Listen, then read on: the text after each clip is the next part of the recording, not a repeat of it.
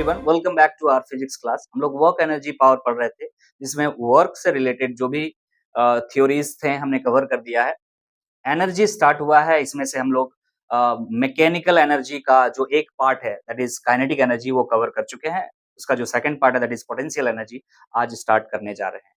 सो आज का पूरा क्लास इस बात पर डेडिकेटेड रहेगा कि पोटेंशियल एनर्जी होता क्या है, पोटेंशियल एनर्जी से हम क्या-क्या चीजें और कैलकुलेट कर सकते हैं। पोटेंशियल एनर्जी अगर हमें पता चल जाए किसी ऑब्जेक्ट का तो इससे हमें क्या और फायदे हो सकते हैं, इन सब चीजों के बारे में आज डिस्कशन होगा। So let's begin the class from potential energy. Introduction of potential energy कह रहा है, ये जो पोटेंशियल एनर्जी है, पहला पॉइंट देखिएगा ध्यान से, it is defined only for conservative forces. पहला बात तो ये है, दिमाग में डाल लीजिए।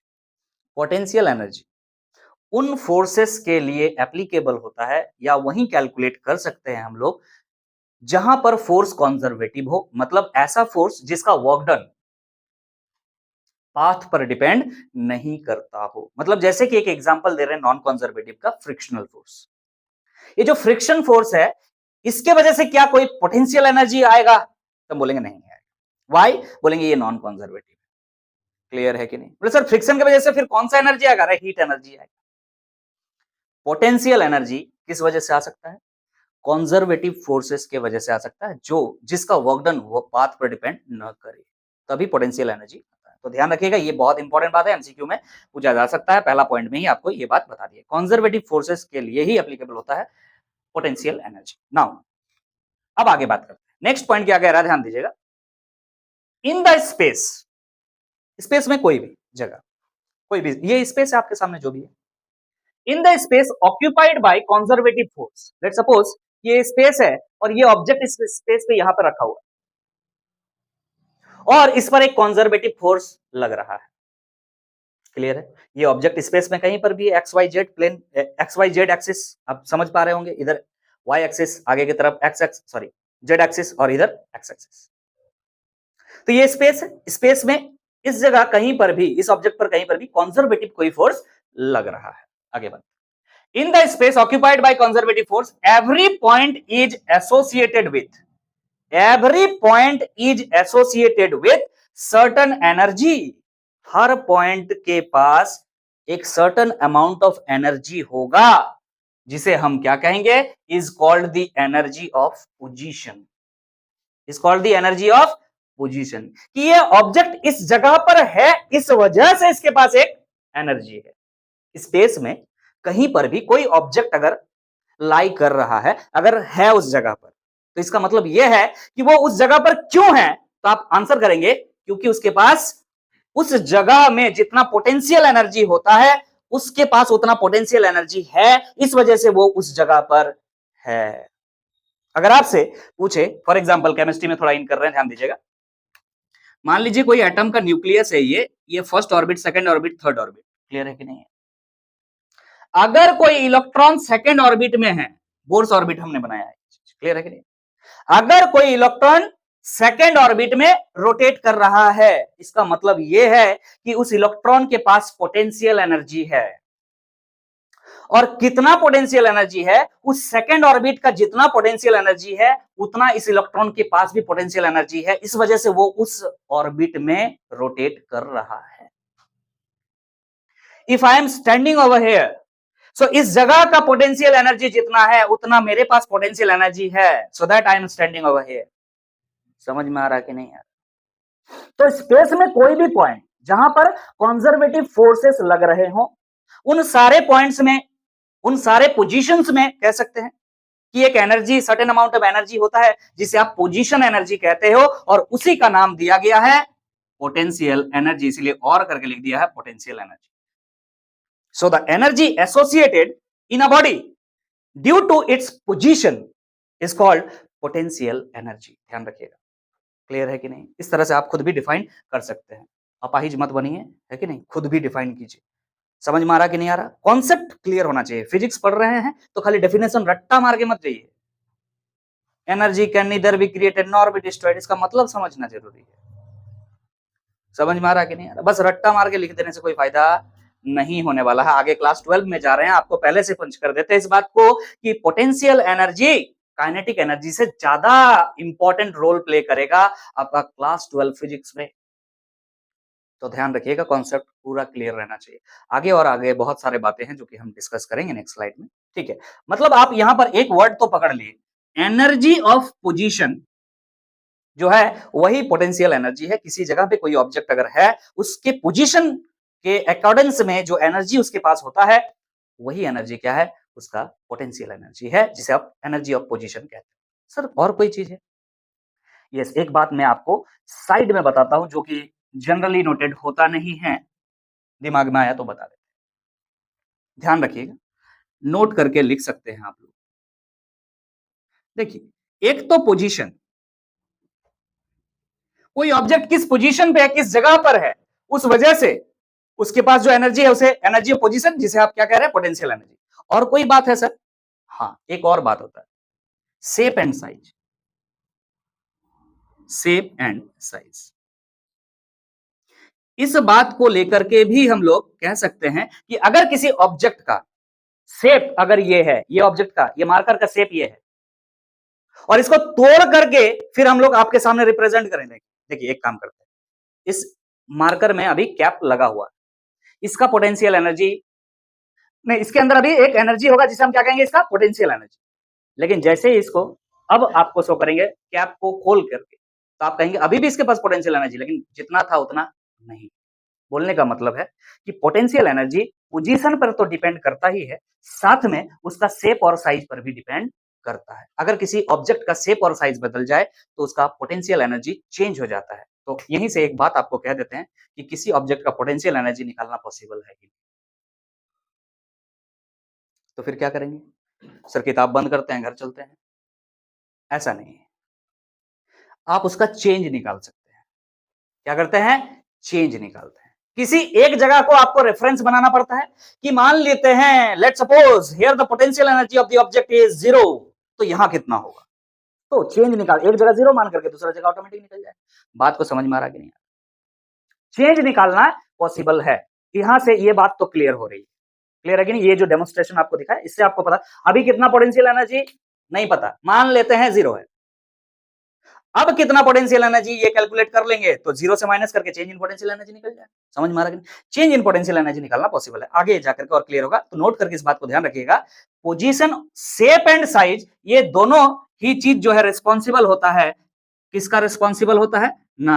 पोटेंशियल एनर्जी का रिस्पॉन्सिबल होता है। मतलब सर काइनेटिक एनर्जी पढ़े थे? अरे काइनेटिक एनर्जी किस बात पर डिपेंड करता है कि ऑब्जेक्ट रुका हुआ है कि ऑब्जेक्ट चल रहा है, कितना वेलोसिटी से चल रहा है। तो वेलोसिटी डिपेंडेंट जो एनर्जी होता है वो क्या होता है? Kinetic energy. ये वेलोसिटी डिपेंडेंट नहीं है, कहां पर है? पोजीशन। क्लियर है कि नहीं? दूसरा बात, उसका शेप क्या है, साइज क्या है, इस हिसाब से पोटेंशियल एनर्जी हम डिफाइन करते हैं। जनरली आगे बात कह रहा है, potential energy generally are of 3 types, 3 type के पोटेंशियल एनर्जी जनरली होता है, कभी कई टाइप्स के हो सकता है, बट जनरली हम लोग जो पढ़ते हैं अपने सिलेबस के अंदर वो ये है 3 टाइप। पहला आपको जो दिख रहा है इलास्टिक पोटेंशियल एनर्जी, जो कि इलास्टिक ऑब्जेक्ट्स में लगेंगे। और इलास्टिक ऑब्जेक्ट का अगर फेमस एग्जांपल आपके सामने रखा जाए तो बोलेंगे स्प्रिंग में। स्प्रिंग क्या है? Elastic object. क्यों? क्योंकि इस पर आप क्या करते हैं, एक फोर्स लगा करके इसको क्या कर देते हैं, डिफॉर्म कर देते हैं, मतलब इसका शेप को बदल देते हैं और फिर छोड़ देते हैं तो रिस्टोर हो जाता है। तो इलास्टिक ऑब्जेक्ट है ना ये। इलास्टिक मतलब जिसका शेप बदल दे आप और फिर उस फोर्स को हटा दे तो ऑटोमेटिक अपना शेप को रिगेन कर ले, उसको हम क्या कहते हैं? इलास्टिक। सो यहां पर रहा इलास्टिक पोटेंशियल एनर्जी। तो स्प्रिंग में कितना पोटेंशियल एनर्जी होता है हम देखेंगे, ये आपके सिलेबस के अंदर में है, तो हम डेरिवेशन भी करेंगे। नेक्स्ट है इलेक्ट्रिकल पोटेंशियल एनर्जी। बच्चा इलेक्ट्रिकल पोटेंशियल एनर्जी जो है आप क्लास 10 में पढ़ चुके हैं, पोटेंशियल डिफरेंस पढ़े हैं सर? पोटेंशियल डिफरेंस तो पढ़ा है, क्या आपने उसको वर्क के साथ रिलेट किया था? चलिए उसको रहने दीजिए, क्या उसको आप वर्क के साथ रिलेट किए थे? So what is the potential difference between these 2 points? मान लेते हैं ये एक वायर है, वेरी गुड। मान लीजिए यहां पर एक चार्ज है, जिस चार्ज को आपको यहां से यहां तक लाना है, यस और नो? तो कितना वर्क करना पड़ेगा? मान लेते हैं W वर्क करना पड़ेगा। So W work to move Q amount of charge from A point to B point is called potential difference between 2 points A and B. समझ में आ रहा है? What is potential difference? That is equal to work done upon charge, work done per unit charge। ये class 10 में आपने पढ़ा है, I think आपको पता, अगर नहीं भी पता है तो हम लिख रहे हैं potential difference equal to work by charge, ये होता है। फिर अगर आप यहां से वर्क कितना करना पड़ा ये पूछा जाए तो आप बोलेंगे sir work done equal to क्या होता है ना, Q into delta V, potential difference, charge into potential difference. कोई दिक्कत? और ये वर्क क्या है भाई, व्हाट इज वर्क? नहीं, आपको पूछा जाए व्हाट इज एनर्जी तो आप क्या बोलेंगे, capacity of doing work. If someone is doing this work to move this charge from point A to B, if a person is doing this work, so same amount of energy that person must carry, must have. So यही work जो है किसमें बदल जाता है, energy में, और जिसे क्या कहते हैं, पोटेंशियल एनर्जी। क्योंकि चार्ज को एक जगह से दूसरे जगह तक ले जा रहे हो तो चार्ज वर्ड जहां भी आता है उसको इलेक्ट्रिकल वर्ड आ जाता है, इसीलिए कह रहे हैं electrical potential energy. So what is electrical potential energy अगर आप कहें तो electrical potential energy is nothing but Q into potential difference. This is electrical potential energy, fine. But यहां पर पोटेंशियल एनर्जी कितना होगा वो कैलकुलेट करना पड़ेगा। क्लियर है कि नहीं? क्योंकि आप क्लास 10 में ये बात पढ़े थे तो हमने आपको रिलेट करके दे दिया। आगे बात करते हैं, what is gravitational potential energy. Third type of energy जो आपको पढ़ना, potential energy, it is nothing but gravitational potential energy. इस बात को आपने पॉइंट आउट कर लिया होगा तो मैं मिटा रहा हूं। ग्रेविटेशनल पोटेंशियल एनर्जी मतलब यहां कौन सा फोर्स एक्ट करेगा, force of gravity. Very good. तो मान के चलिए ये सरफेस है अर्थ का, जहां पर कोई ऑब्जेक्ट को आपने यहां पर रखा है, इस पर एक फोर्स लग रहा है, वो अनसीन है, लेकिन आप लोग तो अभी देख सकते हैं शायद। अगर इसका मास m है तो नीचे की तरफ एक फोर्स लग रहा है, दैट इज वेट।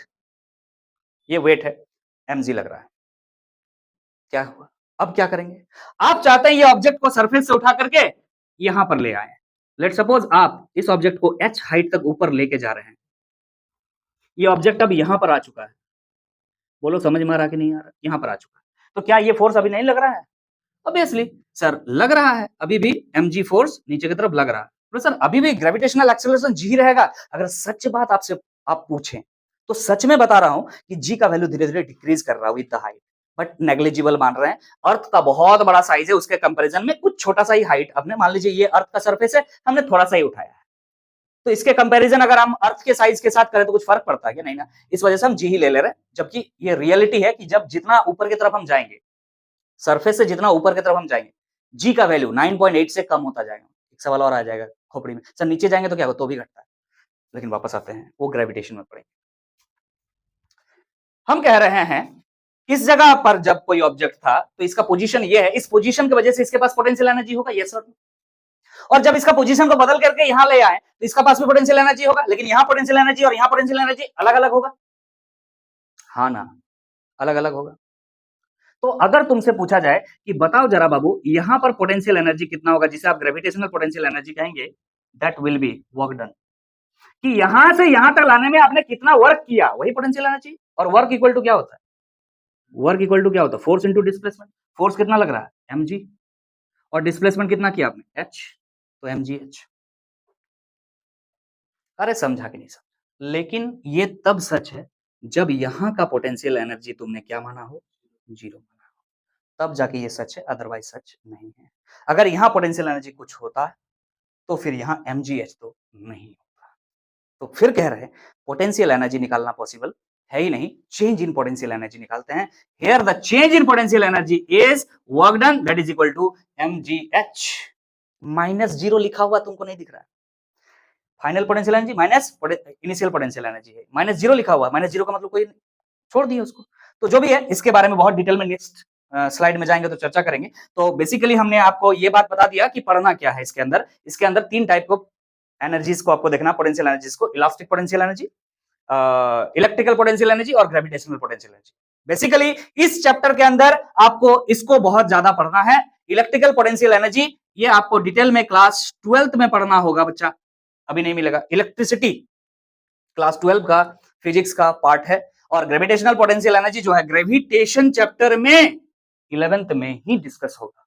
बहुत ज्यादा यहाँ पर डिटेल में डिस्कस नहीं करेंगे, करेंगे थोड़ा बहुत जरूरत पड़ेगा तो करेंगे, लेकिन बहुत ज्यादा डिस्कस नहीं होगी ग्रेविटेशन में डिस्कशन। क्लियर है कि नहीं? ये तो कंप्लीट 12th क्लास में चला जाएगा, तो इसीलिए थोड़ा सा बता दिए यहीं पर। हम इसके बारे में बहुत डिटेल में बात करेंगे नेक्स्ट स्लाइड। क्लियर है कि नहीं है? तो चलिए पोटेंशियल एनर्जी के बारे में और अगर कुछ इंपॉर्टेंट बातें हैं तो उसको पहले डिस्कस कर लेते हैं, फिर वन बाय वन सभी चीजों को पढ़ेंगे। ध्यान। अब हम डायरेक्टली स्लाइड में आए हैं जहां पर हम डिस्कस कर रहे होंगे चेंज इन पोटेंशियल एनर्जी। हमने अभी थोड़ा देर पहले डिस्कस किया कि पोटेंशियल एनर्जी किसी एक एग्जैक्ट पॉइंट पर निकालना पॉसिबल नहीं होता है, बट दो पॉइंट्स में क्या डिफरेंस है पोटेंशियल एनर्जी का वो निकालना एक आसान तरीका होगा, निकालेंगे हम, अभी देखेंगे। मैं आपको बताने भूल गया, ये जो टॉपिक स्टार्ट हुआ potential energy, it is 12th number topic. इसके पहले इसका मतलब 11 टॉपिक्स इस चैप्टर में कंप्लीट हो चुके हैं। अगर आप उन वीडियोस को नहीं देखे हैं तो पहले उन वीडियोस को जरूर देख लीजिएगा। चलिए वापस आते हैं, क्या कह रहा है देखिएगा, चेंज इन पोटेंशियल एनर्जी। तो समझ में आ रहा होगा कि दो पॉइंट के बारे में डिस्कस हो रहा है। दो पॉइंट के बीच में जो पोटेंशियल एनर्जी का डिफरेंस है उसके बारे में बात हो रहा है। लिख रहा है, change in potential energy between any two points is defined in the term of work done। किस टर्म पे डिफाइन होता है? वर्क डन के टर्म। अरे बच्चा, वर्क डन ही तो किस में कन्वर्ट होगा? एनर्जी में। आप जितना वर्क कर सकते हैं एनर्जी की वजह से कर सकते हैं। इसका मतलब ये हुआ ना कि जितना आपने वर्क किया उतना एनर्जी आपका रिलीज हुआ आपका बॉडी से, उतना एनर्जी आपने वेस्ट किया अपना बॉडी का, है ना। हमने इस पेन को यहां से उठा करके यहां तक लाया तो हमारा बॉडी का जो एनर्जी था वो कम हुआ कि ज्यादा हुआ? कम हुआ। बात समझ में आ रहा है? ये वर्क डन करने में मतलब जो एनर्जी है वो क्या हो रहा है? रिलीज होता जा रहा है, वही कन्वर्ट होता है आपका जो वर्क डन करते हैं उसी सेम अमाउंट ऑफ एनर्जी होता है। फिर से पढ़ रहे हैं, change in potential energy between any two points is defined in the terms of work done by the associated conservative forces. इस वर्क डन को करने में जो कंजर्वेटिव फोर्स लग रहा है, पहले भी बात कर चुके हैं पोटेंशियल एनर्जी किसके लिए बात करेंगे हम? कंजर्वेटिव। सर नॉन कंजर्वेटिव के लिए नहीं हो सकता क्या? हो सकता है, आगे बात कर लेंगे। जो डेफिनेशन है उस पर पहले बात कर रहे हैं। अगर जबरदस्ती नॉन कंजर्वेटिव है और उस समय बात करना चाहते हो तो भी कर देंगे, लेकिन वो जबरदस्ती होगा। फिजिक्स से हो सकता है कुछ भी। तो जो कंजर्वेटिव फोर्सेस हैं उस वजह से जो वर्क डन हो रहा है, क्यों ना? In displacing the particle between these two points. मतलब मान के चलिए बच्चा, यहां पर आपके पास एक पॉइंट है, let's suppose this is first point and this is second point. Okay okay, दो पॉइंट। आप क्या कर रहे हैं? इस पॉइंट पर एक ऑब्जेक्ट है, इस ऑब्जेक्ट को आप क्या कर रहे हैं? डिस्प्लेस कर रहे हैं। डिस्प्लेस करके कहां ला रहे हैं? पोजीशन 2 में। कैसे चला जाएगा? फोर्स लगाना होगा। तो कह रहा है यहां पर जो कंजर्वेटिव फोर्स लगाएंगे in displacing the particle between these two points without any change in kinetic energy, IMP point बोल रहे हैं। यहां पर कोई भी काइनेटिक एनर्जी में चेंज नहीं होता, इस बात को ध्यान रखिएगा। कहीं पर भी ये बात आपको नहीं कहा होगा और ना कहेगा आगे। कह रहे हैं इस ऑब्जेक्ट को यहां से उठा करके हमको यहां तक लाना है, डिस्प्लेस करना है, फोर्स लगाएंगे। फोर्स लगाएंगे तब तो डिस्प्लेस होगा, लेकिन काइनेटिक एनर्जी में कोई चेंज नहीं होना चाहिए। मतलब यहां पर जितना काइनेटिक एनर्जी है यहां पर उतना ही काइनेटिक एनर्जी होना चाहिए। बोलने का मतलब यहां जितना वेलोसिटी है उसका, यहां पर भी उतना ही वेलोसिटी होना चाहिए उस ऑब्जेक्ट का। वेलोसिटी चेंज हो जाएगा तो काइनेटिक एनर्जी चेंज हो जाएगा ना। तब आप पोटेंशियल एनर्जी के बारे में कहानी नहीं कर सकते, क्योंकि some amount of potential energy will be converted into kinetic energy. तो उस समय आप क्या कंफ्यूज रहेंगे कि हमने पोटेंशियल एनर्जी निकाला के बताया, एग्जैक्टली वो निकला है क्या? नहीं निकला होगा, क्योंकि some amount of potential energy will be converted to kinetic energy. तो इस बात को ध्यान में रखिएगा, जब भी पोटेंशियल एनर्जी कैलकुलेट आप कर रहे हैं उस समय काइनेटिक एनर्जी क्या है? कांस्टेंट है, चेंज नहीं कर रहे हैं आप। तभी आप क्या कर सकते हैं? पोटेंशियल एनर्जी निकाल पा रहे होंगे। क्लियर है कि नहीं? चलिए फिर से वापस कर आते हैं। बोला change in potential energy between two points is defined as the in the term of work done. In the term of work done मतलब इस ऑब्जेक्ट पर जो फोर्स लगा उस वजह से ये यहां से डिस्प्लेस हुआ, और इस फोर्स और डिस्प्लेसमेंट की वजह से क्या हुआ? वर्क डन हुआ। और यही वर्क डन क्या है? पोटेंशियल एनर्जी में चेंज। कौन सा दो पॉइंट के बीच में चेंज? ये पॉइंट और ये point. This is initial point, this is final point. तो लेट सपोज इस पॉइंट में जो पोटेंशियल एनर्जी है उसको हम पोटेंशियल एनर्जी को U लिखते हैं, पोटेंशियल एनर्जी एट पॉइंट 1, और यहां पर लिख रहे हैं पोटेंशियल एनर्जी एट पॉइंट 2। इन दो पॉइंट के बीच जो पोटेंशियल एनर्जी का डिफरेंस है वो क्या है ना? Final potential energy minus initial potential energy क्या है, यही पूछ रहा है। क्लियर है कि नहीं? अरे समझ में आ रहा है कि नहीं आ रहा? समझ में आ रहा है कि नहीं आ रहा? तो चेंज इन पोटेंशियल एनर्जी कैसे निकालते हैं? बोल रहा है it is associated with the work done by the conservative force. जो फोर्स आपने लगाया उस फोर्स की वजह से यहां डिस्प्लेसमेंट हुआ। समझ में आ रहा कि नहीं आ रहा? तो फोर्स इनटू डिस्प्लेसमेंट को ही क्या कहते हो यार? वर्क डन कहते हो। तो सीधा सीधी बात को समझो। मान लेते हैं कि एक फोर्स लग रहा है, कंजर्वेटिव फोर्स लग रहा है इसमें F। ओके, और यहां पर डॉट लगा देते हैं डी आर, डिस्प्लेसमेंट को डी आर लिख दी, डी एस लिख सकते हैं, आपकी इच्छा, कोई दिक्कत नहीं है। दोनों ही वेक्टर क्वांटिटीज हैं। डी आर क्यों लिखे? Small displacement, let's suppose it is small displacement, कुछ स्मॉल डिस्प्लेसमेंट के लिए है। और फिर इसका क्या कर देंगे? इंटीग्रेशन कर देंगे, तो कंप्लीट डिस्प्लेसमेंट का निकल जाएगा। ये सब बातें आप ऑलरेडी जानते हैं, करा चुके हैं।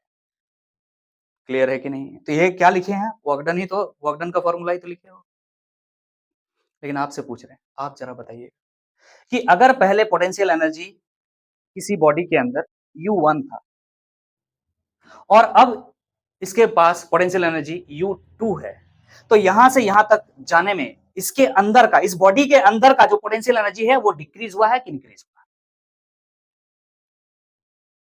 हम अभी आपको बताएं।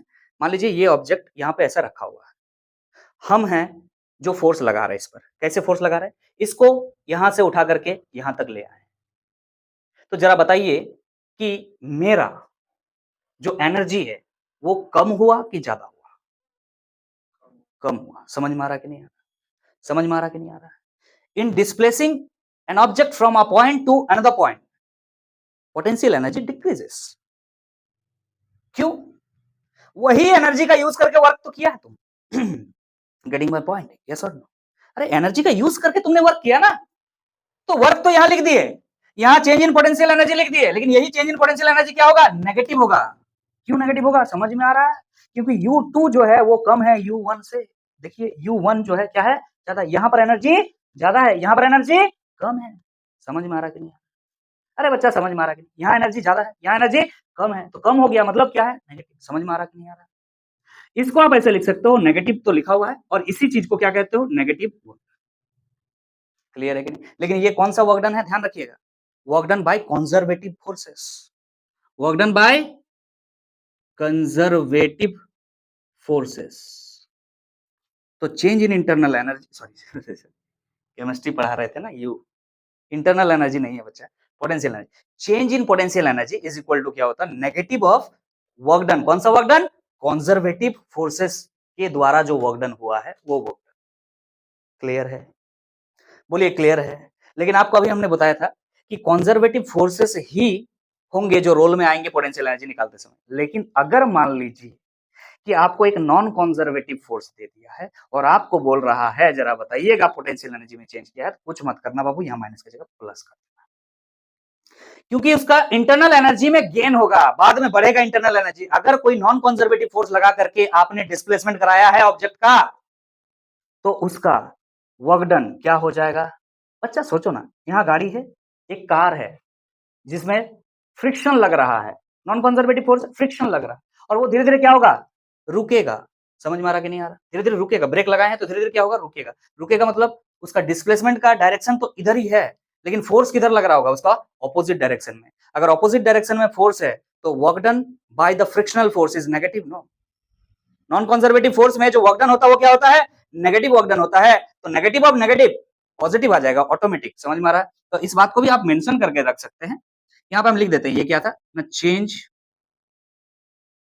इन पोटेंशियल एनर्जी, लैंग्वेज में लिख दे रहे हैं, change in potential energy is equal to work done by conservative forces. और क्लास 12 में बार बार यूज होगा इसका, बार बार इसका यूज होगा, याद रखो। और आप इस चीज को और ये भी लिख सकते हो, change in potential energy is equal to positive work done by non conservative forces. ध्यान रहेगा? अरे बच्चा ध्यान रहेगा कि नहीं बताओ जरा? अगर नॉन कंजर्वेटिव कोई फोर्स है तो उसका जो पॉजिटिव वर्क डन होगा वो चेंज इन पोटेंशियल एनर्जी के बराबर होगा। ये U2 माइनस U1 कुछ और नहीं, चेंज इन पोटेंशियल एनर्जी। बोलिए समझ में आ गया? समझ में आ गया है? चलिए आगे बात करते हैं। ठीक है, सुनिए, तो हम कह रहे हैं किसी एक पॉइंट का पोटेंशियल एनर्जी निकालना पॉसिबल नहीं, तो एक काम करेंगे हम अब से कि एक पॉइंट को रेफरेंस मान लेंगे। क्या मान लेंगे? रेफरेंस, जहां पर पोटेंशियल एनर्जी क्या होगा? जीरो होगा। किसी एक जगह को जीरो कर देंगे। मान लीजिए फाइनल यहां पर हमको पोटेंशियल एनर्जी निकालना है, तो यहां मान लेंगे जीरो है, तो यहां पर क्या होगा? U2 माइनस U1, U1 की जगह क्या बैठा देंगे? जीरो। तो यहां का पोटेंशियल एनर्जी निकल जाएगा। आप कहेंगे इस जगह का ये पोटेंशियल एनर्जी है, लेकिन ध्यान रखिएगा इस जगह का अगर पोटेंशियल एनर्जी जीरो होगा तब इस जगह का पोटेंशियल एनर्जी जो आप लिख रहे हैं वो होगा। बात समझ में आ रहा है कि नहीं? चलिए नेक्स्ट स्लाइड में चलते हैं, इस चीज को और डिटेल में लेंगे। अब हम आगे बढ़ रहे हैं, जो बातें हमने अभी डिस्कस किया उस बातों को हमने यहाँ पे पॉइंट आउट करके लिख दिया है और एक बार और चीजों को समझाते हैं क्या कहना चाह रहे हैं। मान के चलिए स्पेस में कोई एक पॉइंट है, स्पेस पे कोई एक पॉइंट है। स्पेस का मतलब होता है इसमें x axis, y axis, z axis है सब कुछ, और स्पेस में कोई एक पॉइंट है। इस जगह कोई ऑब्जेक्ट रखा हुआ है और उस ऑब्जेक्ट पर एसोसिएटेड पोटेंशियल एनर्जी कितना है आपको ये निकालना है। क्लियर है कि नहीं? तो यहाँ कौन सा फील्ड होना चाहिए, तो हम आपको बोलेंगे कि कंजर्वेटिव फील्ड होना चाहिए। कौन सा फील्ड? कंजर्वेटिव। सर एग्जांपल दीजिए। ग्रेविटेशनल फील्ड हो गया, इलेक्ट्रिक फील्ड हो गया। इलेक्ट्रिक फील्ड कहां होता है यार? चार्ज के चारों ओर क्या होता है? अगर मान लो ये जो ऑब्जेक्ट आपको दिख रहा है यहाँ पर पॉइंट हमने किया, यहाँ चार्ज रखा हुआ, तो इसके चारों ओर क्या होगा? Electric field. अगर यहाँ पर अगर मान लो अर्थ के चारों ओर का बात करें तो अर्थ के चारों ओर क्या होता है? Gravitational field. समझ में आ रहा कि नहीं आ रहा? तो कोई कंजर्वेटिव फील्ड होना चाहिए। पहला बात तो ये हमने कर दिया। लेट सपोज यहां ये जो पॉइंट आपको दिख रहा, दिस इज फाइनल पॉइंट। आप कहां से ला रहे हैं इस पार्टिकल को, ये सोचिए। हम कहां चॉइस करते हैं जानते हैं? इस ऑब्जेक्ट को हम कहां से डिस्प्लेस करके यहां तक लाए हैं? तो जिस जगह से आप इस पॉइंट तक इस ऑब्जेक्ट को लाए हैं, मान लीजिए let suppose this is the object, जिस ऑब्जेक्ट को आपने कहां से लाया है, तो कहां से लाया है, जिस जगह से आप लाते हैं उसको बोलते हैं रेफरेंस पॉइंट। क्या बोलते हैं? Reference point. समझ में आ रहा कि नहीं? उस जगह को क्या बोलते हैं? Reference point. और जनरली हम लोग रेफरेंस पॉइंट कहां लेते हैं? तो इन्फिनिटी लेते हैं। कहां लेते हैं? इन्फिनिटी। तो लेट सपोज एक इनफाइनाइट डिस्टेंस दूर ये ऑब्जेक्ट रखा हुआ था, यहां पर इन्फिनिटी, फिलहाल यहीं पर इन्फिनिटी मान लेते हैं। इन्फिनिटी, इन्फिनिटी क्या है भाई? ऑब्जेक्ट के साइज के कंपैरिजन में अगर वो काफी दूर से लेकर आया जा रहा है उसी को इन्फिनिटी कहेंगे। ये जो व्हाइट बोर्ड आपको दिख रहा है, अगर इस पॉइंट के बारे में बात करें, या अगर ये एक एंड है, चीटी है, तो यही बोर्ड उसके लिए इन्फिनिटी है भाई साहब। समझ में आ रहा कि नहीं आ रहा? उसके साइज के हिसाब से जो डिस्टेंस कवर्ड होता है काफी कम होता है, उसे उसे पॉइंट ऑब्जेक्ट कहते हैं। तो पॉइंट ऑब्जेक्ट का मतलब समझ में आ गया होगा अगर, तो ये बात भी समझ में आ रहा होगा कि इन्फिनिटी का मतलब क्या है। तो ये मान लीजिए क्या है आपका? Reference point. क्या है? रेफरेंस पॉइंट बोलते हैं इसको, जहां से आप ऑब्जेक्ट को ला रहे हैं। और रेफरेंस पॉइंट कहां जनरली लेते हैं बच्चा? इनफाइनाइट, इन्फिनिटी में लेते हैं। इस ऑब्जेक्ट को हम यहां से लेकर के यहां आएंगे, तो सर हम सीधा लाना चाहते हैं, क्या फर्क पड़ता है? रास्ते पे डिपेंड करता है नहीं, कंजर्वेटिव फोर्स लगा रहे हैं ना। बात समझ में आ रहा कि नहीं आ रहा? Work done by the conservative force, यहां पर वर्क डन हो रहा, तो मतलब रास्ते पे डिपेंड करता ही नहीं। तो यहां से यहां तक ऑब्जेक्ट को लाने में आप क्या कर रहे होंगे? वर्क कर रहे होंगे। और ये जो वर्क है, इसी वर्क को क्या कहते हैं? पोटेंशियल एनर्जी कहते हैं। Sorry, change in potential energy कहते हैं। अरे नेगेटिव ऑफ वर्क डन, अगर ये कंजर्वेटिव है तो चेंज इन पोटेंशियल एनर्जी किसके बराबर हो जाएगा? Negative of work done. तो चलिए यहां से यहां तक लाने में जो आपने वर्क किया, let's suppose that is W, and change in potential energy अगर आप निकालना चाहें, यहां पर change in potential energy is equal to क्या हो जाएगा? Negative of work done in conservative force. हम लिख रहे हैं, बोलो लिख सकते हैं ना? अभी जस्ट हमने ये बात कहा, क्लियर है कि नहीं? कोई दिक्कत? चेंज इन पोटेंशियल एनर्जी का मतलब क्या है सर? फाइनल पोटेंशियल एनर्जी, मतलब यहां पर जो potential energy minus initial potential energy. तो यहां पर जो पोटेंशियल एनर्जी है उसको हम क्या मान लेते हैं? इस पॉइंट का नाम दे देते हैं ए, इस पॉइंट का नाम दे देते हैं, अरे इनफाइनाइट तो है ही, पॉइंट का नाम क्या दे? क्लियर है कि नहीं? तो फाइनल मतलब हो गया U एट ए, मतलब potential energy eight point A, minus initial potential energy, मतलब कहां पर बच्चा? इनफाइनाइट में जो पोटेंशियल एनर्जी है वो, इज इक्वल टू क्या हो जाएगा? Negative of work done by conservative force. बोलिए क्लियर है कि नहीं? यहां तक क्लियर है? यहां तक क्लियर है? यहां तक क्लियर है? आगे बात करते हैं। अब आपको एक बात और बताएंगे, ये जो रेफरेंस पॉइंट है जिसे आप इनफाइनाइट कह रहे हैं, इस इनफाइनाइट में जो पोटेंशियल एनर्जी है उसको कितना लिया जाता है? जीरो। याद रखिएगा, potential energy at infinite, symbol से लिख देते हैं, potential energy at infinite is assumed to be zero, is assumed to be zero. होगा ही जरूरी नहीं, कोई भी आर्बिट्री पॉइंट, कोई भी आर्बिट्री वैल्यू ले सकता है, 2 जूल ले सकते हैं, लेकिन हम लोग जीरो लेते हैं, आसान होता है सॉल्यूशन में, इस वजह से। तो अगर ये वैल्यू क्या हो जाए? जीरो हो जाए, तो ए पॉइंट का पोटेंशियल एनर्जी क्या हो जाएगा? Negative of work done by conservative forces.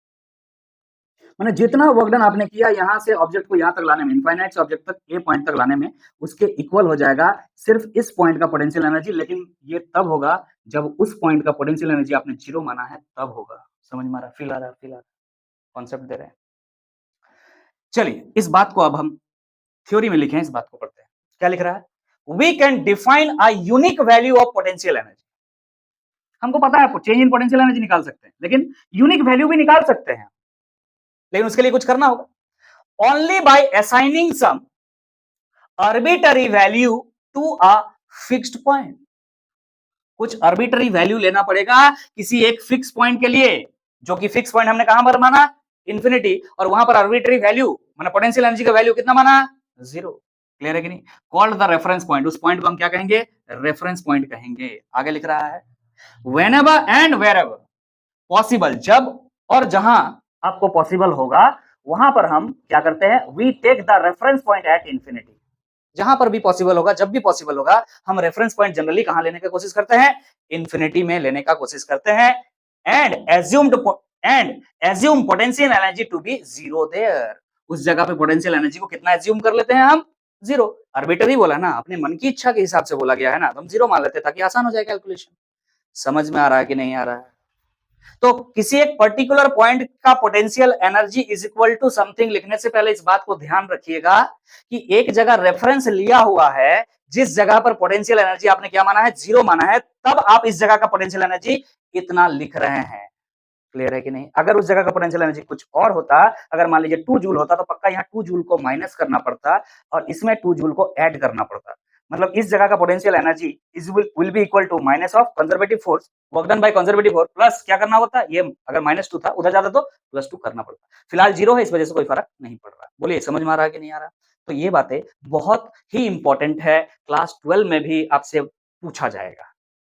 जब हम पढ़ा रहे होंगे इलेक्ट्रिकल पोटेंशियल एनर्जी, उस समय ये बात दोबारा पूछा जाएगा। चलिए अब हम आगे बढ़ेंगे। पोटेंशियल एनर्जी को अगर अब हम 3D में देखने के लिए जा रहे हैं। अगर 3D में देखें तो पोटेंशियल एनर्जी का फॉर्मूला किस तरह से हम लोग लिख सकते हैं, उसको हम डिफाइन करेंगे नेक्स्ट स्लाइड में। अब हम आगे बढ़ रहे हैं। जैसे कि मैंने बताया, इस स्लाइड में हम डिस्कस करने जा रहे हैं 3D formula for potential energy. Potential energy is equal to, जो बच्चा MGH पढ़ करके आया है वो उसको वही रखने दीजिएगा। ठीक है कि नहीं?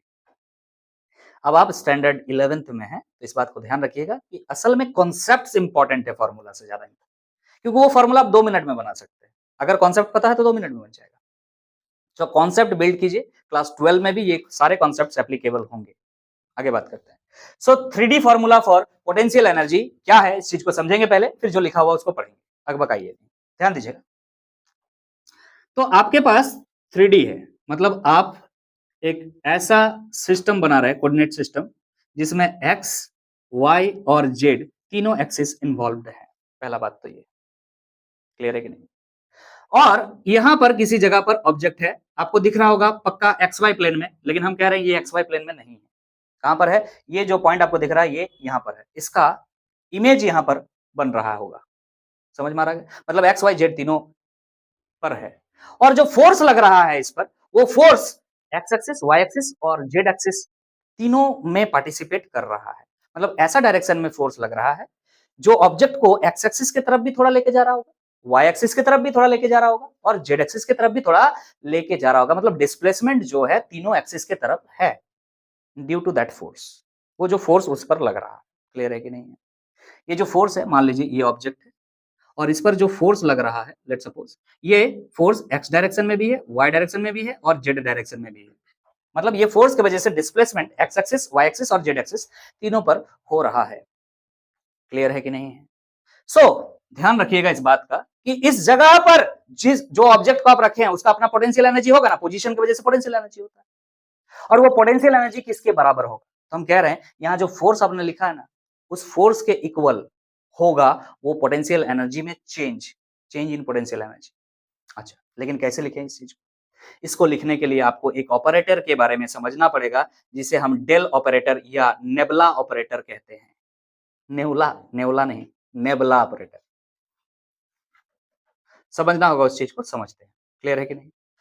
एक ऑपरेटर है, मैथमेटिक्स को सॉल्व करने के लिए कई सारे तरीके इन्वेंट हुए हैं, जिनमें से ये भी एक तरीका है। ठीक है कि नहीं? डिफरेंशिएशन करने का एक तरीका है, इसे हम डेल कहते हैं, इसे हम डेल ऑपरेटर कहेंगे, डेल ऑपरेटर, और नेबुला ऑपरेटर भी कह सकते हैं, क्योंकि नेबुला नाम का साइंटिस्ट जो है वो इसको डिस्कवर किए थे। ठीक है, सो ये एक मैथमेटिकल टूल है जिसके हेल्प से हम कुछ तो निकालते हैं। समझ में आ रहा है? ये एक मैथमेटिकल टूल है। जैसे आप पढ़ चुके होंगे क्लास 10 में तो लॉग के बारे में नहीं जानते थे, लेकिन बाद में आगे जाने। क्लास 9 तक तो आप साइन थीटा कॉस थीटा ये सब नहीं जानते थे, फिर 10th में आके जाने। तो उसी तरह से ये क्या है, एक मैथमेटिकल ऑपरेटर है जिसका नाम है डेल ऑपरेटर और नेबुला ऑपरेटर। बोलिए क्लियर है कि नहीं है? ये किसके बराबर होता है इसके बारे में बात करते हैं, ध्यान दीजिएगा। डेल ऑपरेटर, इसका एक वेक्टर साइन भी देते हैं क्योंकि डायरेक्शन है इसके पास। कौन कौन सा डायरेक्शन है? X Y z. ध्यान दीजिएगा, दिस इक्वल टू क्या होता है? Del by del. देखिए ये भी डेल बोल रहे हैं, वो भी डेल बोल रहे हैं। इसका क्या मतलब? आपको पता है ग्रीक लेटर है ये। क्या है? Greek letter. जैसे हम लोग का इंग्लिश में क्या होता है, कैपिटल लेटर स्मॉल लेटर होता है ना, तो ग्रीक में भी उस तरह से क्या होता है, small letter capital letter. This is capital letter, this is small letter, small del है ये, this is capital del. Fine. So यहां पर लिख रहे हैं del by del x I cap plus del by del Y J cap plus del by del Z के cap. ये जो डेल है वो ये है जो लिखा हुआ। लेकिन सर यहां पे कुछ नहीं लिखा, यहां पर भी कुछ नहीं लिखा, यहां पर भी कुछ नहीं लिखा। डी नहीं है कहीं पर भी, याद रखिएगा। अगर लिखा भी रहा है तो डेल ही है। पार्शियल डिफरेंशिएशन कर रहे हैं, मैंने differentiation of something with respect to x, differentiation of something with respect to y, differentiation of something with respect to z in i direction, j direction and k direction. Direction पता है ना, आई J के क्या बता रहा है? अरे unit vector है, डायरेक्शन बता रहा है। एक्स एक्सिस की तरफ आई कैप, वाई एक्सिस की तरफ जे कैप और जेड एक्सिस की तरफ के कैप। और बाकी ये चीज क्या है, हमने आपको बताया पार्शियल डिफरेंशिएशन। ठीक है सर, ओके। यहां पर जो ऑब्जेक्ट पर फोर्स लग रहा है वो फोर्स, ध्यान से सुनिएगा, यहां पर जो ऑब्जेक्ट पर फोर्स लग रहा है वो किसके इक्वल होगा? सर ऐसे नहीं बताइए, डायरेक्ट वर्क डन से चालू कीजिए कहानी तो पता चलेगा। सुनो सुनो, चेंज इन इंटरनल एनर्जी, तरीका फिर से internal energy, change in potential energy. यहां पर पोटेंशियल एनर्जी है यार, थर्मोडायनामिक्स में चेंज इन इंटरनल एनर्जी बकते हैं हम लोग केमिस्ट्री में। तो अभी जस्ट केमिस्ट्री पढ़ा करके इधर आए ना, तो मतलब थोड़ा सा ये हो गया। Change in potential energy is equal to negative of work done. बोलो हाँ कि ना? अभी आपने पढ़ा ना, नेगेटिव ऑफ वर्क डन। कौन सा work done? Conservative work done. कोई दिक्कत? अभी देखो बहुत ज्यादा डिस्टर्बेंस हो रहा है, हो गया ना? इधर देखो, नेगेटिव वर्क डन। अब इस वर्क डन को कैसे निकालेंगे? सर फोर्स इंटू डिस्प्लेसमेंट होता है, यस और नो? तो हम इस चीज को लिखना जा रहे हैं, ध्यान से सुनिएगा। हम यहाँ लिख रहे हैं नेगेटिव फोर्स और डिस्प्लेसमेंट क्या है? सर एक्स एक्सिस की तरफ भी डिस्प्लेसमेंट है, वाई की तरफ भी है और जेड की तरफ भी है, तो प्रॉब्लम में फंस गए। बात समझ में आ रहा कि नहीं आ रहा? यहां पर आप फंसे कि डिस्प्लेसमेंट क्या है। तो लेट सपोज हम यहां फिलहाल डी आर लिख दे रहे हैं, लेकिन ये जो डिस्प्लेसमेंट है वो एक्स के तरफ भी है, वाई के तरफ भी है और जेड के तरफ भी है। इस बात को ध्यान रख करके आप काम करेंगे। बोलिए समझ में आ रहा कि नहीं? अरे समझ में आ रहा कि नहीं आ रहा? क्लियर है? क्लियर है, ठीक, ओके, आगे बात करते हैं। सो अगर यहां से फोर्स निकालना चाहें, अगर यहां से फोर्स निकालना चाहें तो क्या हो जाएगा जरा बताइए। सर यहां से देखिएगा, चेंज इन पोटेंशियल एनर्जी, आप गलती नहीं करेंगे, change in potential energy upon D R लिखा हुआ, और यहां पर माइनस था, सर इधर लिख देते हैं माइनस। एक ही बात है, किधर भी रखो एक तरफ तो माइनस रखना पड़ेगा। यहां तक कोई दिक्कत? सुनो ध्यान से। अब ये जो फोर्स है इसके बारे में अब हम बात कर सकते हैं। This is change in potential energy upon क्या है, डिस्प्लेसमेंट। ये आर क्या था? डिस्प्लेसमेंट था। अभी फिलहाल हमने यहां पर बताया एक्स की तरफ भी है, वाई की तरफ भी है, जेड की तरफ भी है। तब इसको कैसे लिखेंगे? इसी चीज को लिखने का जो तरीका है, यहां से यहां तक, उसको ये जो दिख रहा है चेंज इन ट्राइंगल, उसका उल्टा ट्राइंगल लिखते हैं, नेगेटिव ऑफ उल्टा ट्राइंगल, मतलब डेल ऑपरेटर का नाम दिया गया है एफ। आपका बुक में सीधा सीधी ये लिखा हुआ। समझ में आ रहा कि नहीं? हमने आपको बताने का कोशिश किया कि चीजें कैसे आया है। देखिए ध्यान से, फॉर ओनली कंजर्वेटिव फील्ड्स, आप कहां से ला रहे थे ऑब्जेक्ट को? इंफिनिटी से। कहां पर ला रहे थे? कोई कंजर्वेटिव फील्ड में। मतलब कौन सा फील्ड हो सकता है? ग्रेविटेशनल फील्ड हो, इलेक्ट्रिक फील्ड हो, कोई भी कंजर्वेटिव फील्ड पर ऑब्जेक्ट को ला रहे थे। For only conservative field force equals to negative gradient, ये जो चीज है माइनस डेल जो लिखा हुआ है, इसको क्या बोलते हैं? Negative gradient of the potential energy, negative gradient of the potential energy. ये जो फोर्स है वो किसके बराबर है? Negative gradient of the potential energy. तो आगे बात करते हैं। सर ये एक फॉर्मूला बन गया, मतलब हाँ सर ठीक, ये डेफिनेशन का फॉर्मूला बन गया, पढ़ दिया, समझ में आ गया है। नेगेटिव दिख रहा है, इसको क्या बोल रहे हैं? ग्रेडियंट। क्यों ग्रेडियंट बोल रहे हैं बच्चा? ग्रेडियंट किसको बोलते हैं बच्चा? जब किसी भी टर्म के साथ टाइम को डिवाइड किया जाता है तो रेट बोला जाता है। क्या बोलते हैं? रेट। यस और नो? हमने आपको पढ़ाया है चैप्टर 1 से। Rate of change of velocity मतलब डीवी बाई डी टी नीचे आ रहा था तो क्या आ रहा था? एक्सेलरेशन। रेट बोलते थे। लेकिन अगर ग्रेडियंट लिखा रहे तो ध्यान रखिएगा डिस्प्लेसमेंट के साथ आप क्या कर रहे हैं? डिफरेंशिएशन कर रहे हैं विद रेस्पेक्ट टू डिस्प्लेसमेंट। समझ में आ रहा है? विद रेस्पेक्ट टू टाइम रहे अगर तो रेट बोलते हैं, और विद रेस्पेक्ट टू डिस्प्लेसमेंट रहे तो ग्रेडियंट बोलते हैं। और अभी नहीं, आगे जाके जब फ्लूइड मैकेनिक्स आप पढ़ेंगे उस समय भी ये बात हम कहेंगे। वहां पर डिस्प्लेसमेंट को ग्रेडियंट के नाम दिया गया है। समझ में आ गया है कि नहीं आ गया? यहाँ पे dt रहता तो रेट वर्ड का इस्तेमाल करते हैं। फिलहाल क्या है? डिस्प्लेसमेंट है, इसलिए क्या यूज कर रहे हैं? बोलो, ग्रेडियंट का इस्तेमाल कर रहे हैं। तो यहां लिख रहा है negative gradient of the potential energy. कभी कभी बच्चा को ये चीजें समझ में इसलिए भी नहीं आता, हो सकता है कि हम थोड़ा और बहुत ज्यादा एडवांस ले रहे हैं, लेकिन ऐसा आपको लगता है, ऐसा नहीं है।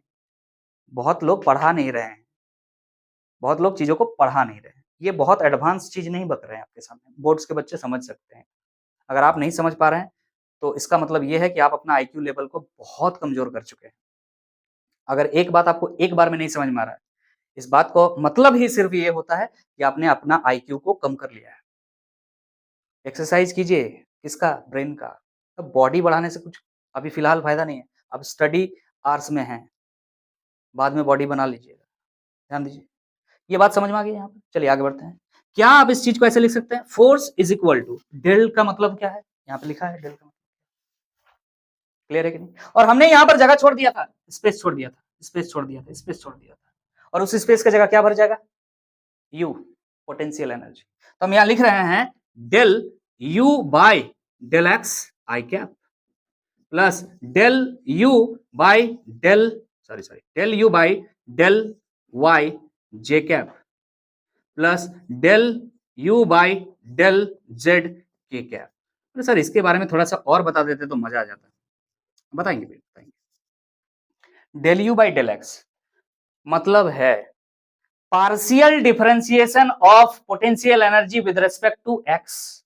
माने एक्स डायरेक्शन में जो डिस्प्लेसमेंट हुआ है उसके रेस्पेक्ट में पोटेंशियल एनर्जी को आपने डिस्प्लेसमेंट किया है, सॉरी डिफरेंशिएशन किया है। लेकिन ध्यान रखिएगा, जब आप एक्स के रेस्पेक्ट में डिफरेंशिएशन करेंगे तो वाई और जेड को कांस्टेंट मानेंगे। जब आप y के रेस्पेक्ट में डिफरेंशिएशन करेंगे तो x और z को कांस्टेंट मानेंगे। जब आप z के रेस्पेक्ट में डिफरेंशिएशन करेंगे तो x और y को कांस्टेंट मानेंगे। डिफरेंशिएशन करते समय आपको पता है अगर कोई चीज कांस्टेंट होता है उसका डिफरेंशिएशन 0 हो जाता है। यस और नो? क्लियर है कि नहीं? तो ध्यान रखिएगा, जब x के रेस्पेक्ट में पोटेंशियल एनर्जी का डिफरेंशिएशन कर रहे होते हैं, बाकी दोनों को हम क्या कहते हैं? कांस्टेंट कर देते हैं। इन बातों को हम लिख देते हैं, अभी टेंशन मत लीजिए। बाकी कॉन्सेप्ट समझ में आया? तो 3 डायमेंशन में पोटेंशियल एनर्जी का जो फॉर्मूला है वो ये है। क्लियर है कि नहीं है? फोर्स निकाल रहे हैं हम लोग। फोर्स, कौन सा force? Conservative force is equal to क्या बोलेंगे? Negative gradient of potential energy. ऐसे बोलता, force is equal to negative gradient of potential energy. Clear है कि नहीं? बाकी मैथमेटिकल ऑपरेटर है, इसके बारे में थोड़ा बहुत बात हमने इधर आपको कह दिया है। समझ में आ गया है कि नहीं आ गया? ये चीज जो है ये साइड में रखिएगा, ये आपको अलग से हमने आपको बताया कि मैथमेटिक्स को हेल्प करने के लिए इस ऑपरेटर का इन्वेंशन हुआ था। बाकी ये चीजें आपको समझ में आ गया होगा। नेक्स्ट स्लाइड में चलते हैं, इन चीजों के बारे में और थोड़ा सा डिस्कस करेंगे। अब हम आगे बढ़ रहे हैं। जैसे कि हमने आपको बताया कि del you by del x का मतलब क्या है? Partial differentiation. उस चीज को यहां पर हमने लिख दिया है।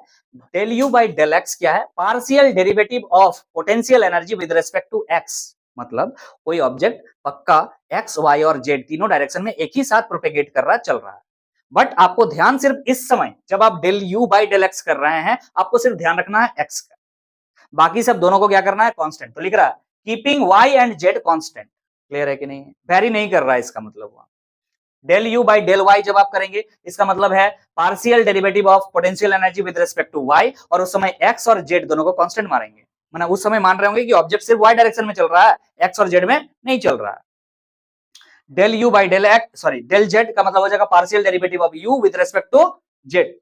यू मतलब potential energy with respect to Z. इस समय क्या ना एक्स और वाई को हम क्या मान लेंगे? कांस्टेंट मान लेंगे। ऑब्वियसली ये बात तो सच है कि ऑब्जेक्ट जब चल रही होगी तो तीनों डायरेक्शन में एक ही साथ चल रही होगी, बट इसको सॉल्व करने के लिए जो डेल ऑपरेटर या नेबुला ऑपरेटर आया हुआ है वो ये तरीका बताता है और इसका सॉल्यूशन जो है सही तरीके से आता है, इस वजह से इसको जगह मिला है। समझ में आ गया है यहाँ तक? चलिए, तो ये 3 डायमेंशन में पोटेंशियल एनर्जी का जो फॉर्मूला है वो आपने देखा। अब हम क्या करेंगे, ये जो पोटेंशियल एनर्जी है इसका ग्राफ बनाने हम सीखेंगे। तो चलिए नेक्स्ट स्लाइड में हम चलते हैं, पोटेंशियल एनर्जी का कर्व देखेंगे। अब हम आगे बढ़ रहे हैं, जैसे कि मैंने आपको बताया कि अब हमें कर्व देखना है पोटेंशियल एनर्जी। तो थर्ड पॉइंट है ये पोटेंशियल एनर्जी कर्व क्या कह रहा है, a graph plotted between potential energy of a particle and it's displacement from the centre of force is called potential energy curve. तो देखेंगे किसके किसके बीच का ग्राफ का बात हो रहा है ना, पोटेंशियल एनर्जी के और डिस्प्लेसमेंट का। Let's suppose the displacement in x direction, x direction में हम क्या शो कर रहे हैं, डिस्प्लेसमेंट, और इस डायरेक्शन में हम पोटेंशियल एनर्जी दिखा रहे हैं। पोटेंशियल एनर्जी को हम क्या लिखते हैं, यू। यस और नो। आगे ये बात लिख रहा है as we know that the negative gradient of potential energy gives force. तो लास्ट क्लास आप ऑलरेडी पढ़ चुके हैं कि फोर्स इज इक्वल टू क्या होता है, negative of d you by D x. बोले सर आर लिख रहे थे आप एक्स लिख रहे हैं। भाई साहब अगर सिर्फ एक डायमेंशन में बात करें तो एक्स लिखेंगे, अदरवाइज आप ऑलरेडी पढ़ चुके हैं D you by D x I cap plus D you by D y J cap plus D you by d you by D z के कैप, और यहाँ डी डी डी जो विवाद बोल रहे हैं वो डेल होता है, पार्शियल डिफरेंशिएशन। फिलहाल हम यहाँ पर जो भी ग्राफ बनाने जा रहे हैं वो एक डायमेंशन के लिए है कि ऑब्जेक्ट का मूवमेंट कितने डायमेंशन में हो रहा है, एक dimension. Figure shows a graph of potential energy function. Potential energy यहाँ पर क्या है, एक फंक्शन है। फंक्शन का मतलब क्या होता है, जब उस पर कोई डाटा डालो तो वो वेरी कर जाए। तो यहाँ पे लिख रहे हैं किसका फंक्शन है, एक्स का फंक्शन है। Potential energy is the function of x, मतलब डिस्प्लेसमेंट चेंज होगा ना तो पोटेंशियल एनर्जी भी चेंज होगा। बोलो हाँ कि ना, पोजीशन पर डिपेंड करता है ना पोटेंशियल एनर्जी। अगर एक्स वेरी करेगा तो पोटेंशियल एनर्जी भी वेरी करेगा इन वन डायमेंशनल मोशन। तो वन डायमेंशनल मोशन के लिए सिर्फ एक्स डायरेक्शन को हम यहाँ पर चॉइस किए हैं। तो यहाँ पर हम पोटेंशियल एनर्जी यू के जगह पर क्या लिख देते हैं, यू एक्स लिख रहे हैं, क्योंकि here the potential energy is the function of displacement x. फिलहाल ये फॉर्मूला आपको पता है, negative gradient of potential energy gives force. ध्यान से सुनिएगा, हमें ग्राफ बनाना है इन दोनों के बीच में। तो ग्राफ किसका बनाना है, d you by D x यहां लिखा हुआ है, और डी यू वर्सेस एक्स के बीच ग्राफ बनाना है। इसका मतलब यह है, यहां पर आप एफ लिख सकते हैं और इस डी एक्स को इधर ला सकते हैं और माइनस डी यू लिख सकते हैं। बोले क्लियर है कि नहीं? या फिर आप ऐसे लिख सकते हैं D u is equal to negative of f d x, ये भी लिख सकते हैं। बोलो हाँ कि ना। यहां तक लिखने के बाद आपको क्या आइडिया लग रहा है कि यू और एक्स डायरेक्टली प्रोपोर्शनल है कि इनवर्सली प्रोपोर्शनल है कि क्या है? बोलने का मतलब क्या है, अगर डिस्प्लेसमेंट बढ़ेगा तो क्या पोटेंशियल एनर्जी में जो चेंज है, डी यू का मतलब change in potential energy, change in potential energy क्या बढ़ेगा कि घटेगा? बढ़ेगा। आपको डायरेक्टली प्रोपोर्शनल दिख रहा है ना। अगर फोर्स कांस्टेंट हो तो if the force is constant then you can say, if the force is constant then you can say d u is directly proportional to d x, sorry negative of d x. अगर force constant हो तो if f is constant, अगर constant है तो उसको छोड़ सकते हैं तो प्रोपोर्शनलिटी का साइन आ जाएगा। हाँ ना, समझ में आ रहा है? अच्छा, इसका रिवर्स करके भी लिख सकते हैं कि d x is directly proportional to negative of potential energy, ये भी तो लिख सकते हैं। एक ही बात है ना भाई, नेगेटिव साइन को इधर रख दिए। समझ में आ रहा है कि नहीं? बोलने का मतलब अगर डिस्प्लेसमेंट बढ़ रहा है, ध्यान दीजिएगा, अगर डिस्प्लेसमेंट बढ़ रहा होगा तो पोटेंशियल एनर्जी घट रहा होगा। क्यों? क्योंकि माइनस साइन लिखा हुआ है। अगर माइनस साइन नहीं लिखा रहता तो दोनों के बारे में हम कह सकते थे कि डिस्प्लेसमेंट जब बढ़ता है तो पोटेंशियल एनर्जी भी बढ़ता है। नहीं बढ़ता है, अभी माइनस साइन है। समझ में आ रहा कि नहीं आ रहा? तो सर हमेशा ऐसा होगा? नहीं, एक तो पीक पॉइंट आएगा जिस जगह ये बढ़ना चालू होगा। बोलने का मतलब पोटेंशियल एनर्जी डिस्प्लेसमेंट के साथ साथ घटेगा, लेकिन एक लिमिट आएगा जहां पर रुक जाएगा ये घटना, और वहां से फिर बढ़ना भी चालू होगा और बढ़ेगा, लेकिन एक लिमिट तक बढ़ेगा, फिर घटेगा और फिर बढ़ेगा, फिर घटेगा, ऐसा चलता जाएगा। ध्यान दीजिएगा, घटने का क्वांटिटी धीरे धीरे कम होता जा रहा है। पहले इतना घटा, फिर बाद में कम घटा, फिर बाद में और कम घटेगा, फिर बाद में और कम घटेगा। ऐसा है कि ये जो नेगेटिव साइन है घटने का तो बता रहा है, लेकिन घटने का जो क्वांटिटी है वो धीरे धीरे धीरे धीरे कम होता जाएगा। ये ग्राफ ये बता रहा है। क्लियर है कि नहीं, समझ में आ रहा है? तो यहां पर ये बताना चाह रहा है कि जो पोटेंशियल एनर्जी है वो पोजीशन डिपेंडेंट है, पोजीशन बदल रहे हैं तो पोटेंशियल एनर्जी वेरी कर रहा है। तो कोई स्ट्रेट लाइन का कर्व अगर बना देता है तो वो पोटेंशियल एनर्जी का कर्व तो बिल्कुल नहीं हो सकता है, क्योंकि ये डिस्प्लेसमेंट के साथ साथ वेरी करता है भाई साहब, पोजीशन के साथ वेरी करता है। I hope you guys are understood about this. चलिए हम नेक्स्ट स्लाइड में चलते हैं, नेक्स्ट टॉपिक के साथ आगे बढ़ेंगे। अब हम नेक्स्ट स्लाइड में आ चुके हैं और यहां हम डिस्कस करेंगे फोर्स के बारे में और फोर्स का नेचर के बारे में। लिख रहा है हेडिंग 4th नंबर में, नेचर ऑफ फोर्स।